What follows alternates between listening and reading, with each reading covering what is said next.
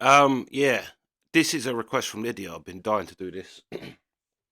Miles Kennedy. We haven't done a Miles Kennedy for ages, but he's like Baby Chris Cornell. But this is a song which is a dedication to Chris Cornell. Which he's influenced by him. Like he's influenced by Chris. But what else was I gonna say? Yeah, let's see what he's because it's hard to write. Like Chris Cornell's the Temple of the Dog album, which is obviously a dedication whole album, which the writing on it's great. It's hard to write a dedication song and not make it seem corny or soppy. But Miles Kennedy is the shit too. So yeah, let's see what his writing chops are with this. But yeah, anyway, Miles Kennedy, Eternal Lullaby, which is a great name for which is already starting good for a Chris dedication. But yeah, let's go.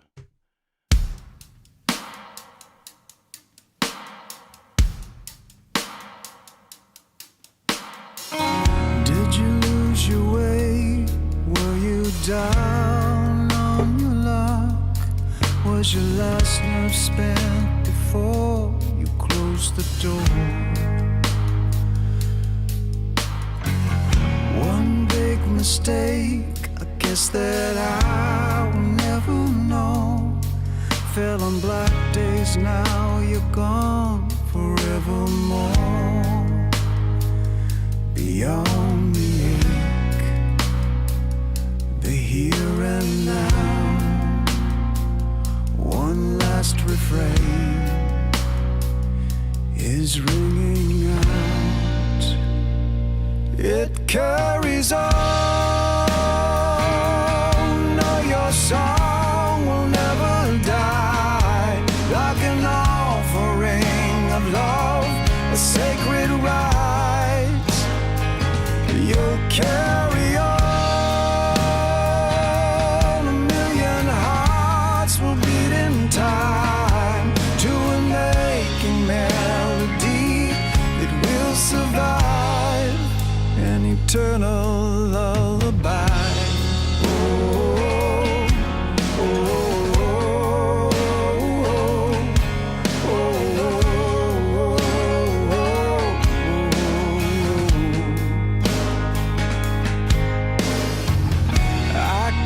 Pretend what you did didn't hurt. No, I can't pretend it doesn't break my heart. Your true intent in the end we'll never know, but we pieced together what was torn apart. What's done is done, so let it be. Let solace come through a melody. It carries on, so your song will never die. Like an offering of love, a sacred rite. You'll carry on. A million hearts will beat in time to an aching melody that will survive.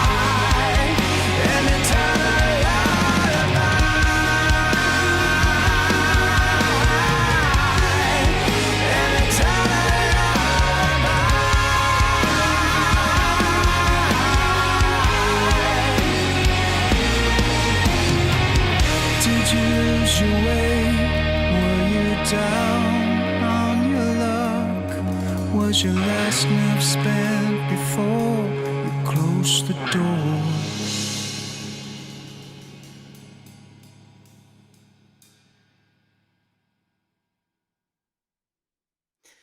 There were some heavy lines in that, but the Chris Cornell part aside, that was a great song.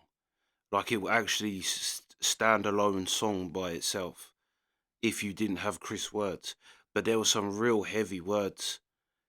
Hold on, let me get the words up. But when he said as well, that's what's crazy in the book, in Chris Cornell, in the book wrote about him, is that he was actually like, was you down on your luck? Like, no, he weren't. Like, that's what's crazy about it. When you listen to his book, he's doing this project, that project, here, there, everywhere, doing this, doing that. Like, and then all of a sudden the book just goes to there's a like the setting of his death, basically the scene of his death, basically, and you start like when they're talking about the hotel room and people not, and you just think, shit, like you listen to his book and there's so much going on in his life at that point that you just forget all about that, and then all of a sudden it's just like it's out of nowhere. That's what's kind of crazy. And another line he said, which I want to check because that hit me kind of hard with what he said. Hold on.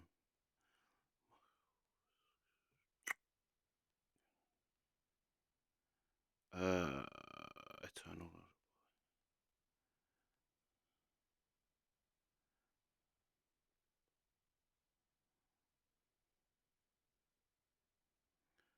Did you lose your way? Was you down on your luck? Was your last nerve spent before you closed the door? One big mistake, I guess that I will never know. Fed on black days. Beyond the eight, the now and now. Carries on.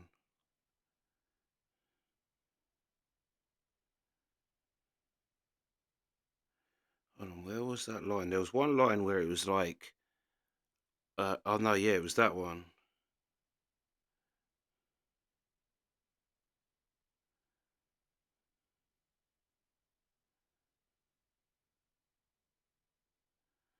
Was your last nerve? Yeah, that's what, because that's what I started thinking. I was thinking, what must have been going through his head in them last.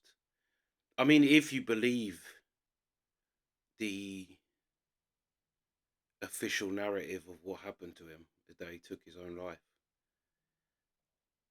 But think of like I've never actually thought of that. That like think of that person, especially someone like Chris Cornell. Because then I was thinking, think how much like I mean, like how much love there actually was for him in the world. That what was he thinking? Because to me, he's like a musical god of mine. Do you know what I mean? And you think what would but that's why you can never tell what's going on in someone's head. But then that's yeah, that's if you believe the official narrative and yeah, I don't know whether I do or not. But if we're taking it that is what's happened, then you think what was going through his mind? Like what was he must have been but then he like that's the thing, he just got back with Soundgarden.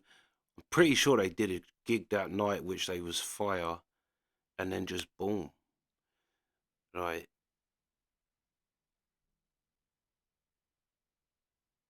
Yeah.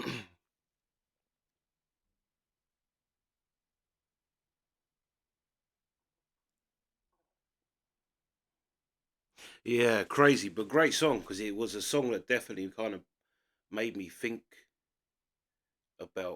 made me think about things that I hadn't thought about, at least in that kind of way. Yeah, that was fire. That was fire. And actually, like, one, I want to hear this live, but two,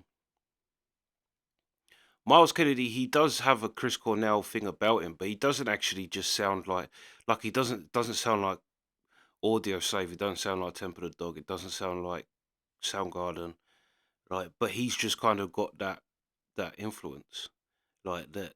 There's a heavy Chris influence to him, but it's more like it becomes part of his. It's more part of his musical DNA than actually trying to emulate what they're doing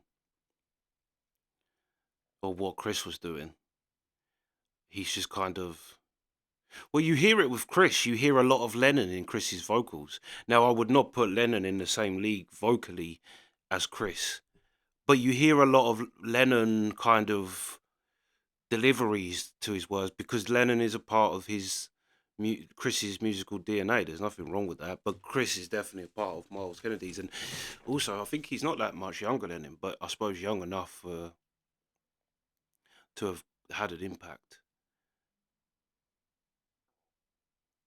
But yeah, this was a good dedication because yeah, we've done quite a few dedications of Freddie Mercury's, well, Queen's to John Lennon, and obviously Temple of the Dog album. But yeah, I actually think because I think when you write a song like this, there's a way you've got, because you could, if he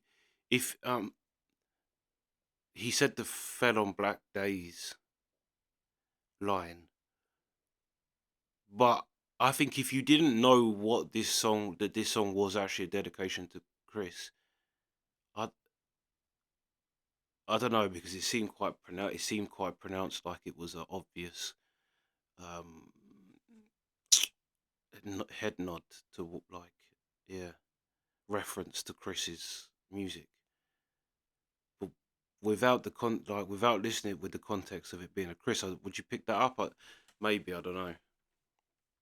But yeah, I say Miles Kennedy done a good job because he didn't make it corny. He made it like um just, yeah, he did it right basically. But yeah, it did make me think of like Chris, because yeah, it is crazy. Like I say in the book, when his death actually happens, is so, it hits harder because it just seems so like wrong. There's like, he's not like Lane Staley, where Lane Staley locked himself away and it was kind of obvious that he was kind of self-destructing. But with Chris, it wasn't. He was like super creative, so you can't even put it down to the he felt like he couldn't write or anything anymore because he was still pulling stuff out. But then I suppose it's a bit like what Nick Cave says: when you're a songwriter and or you do anything creative, you always think that it's not good, basically, and you're not good. But yeah, yeah, yeah. This was a heavy tune, but we'll have to do this one live as well. Watch him sing it live. Yeah, great tune, great tune. But yeah, that's the reaction.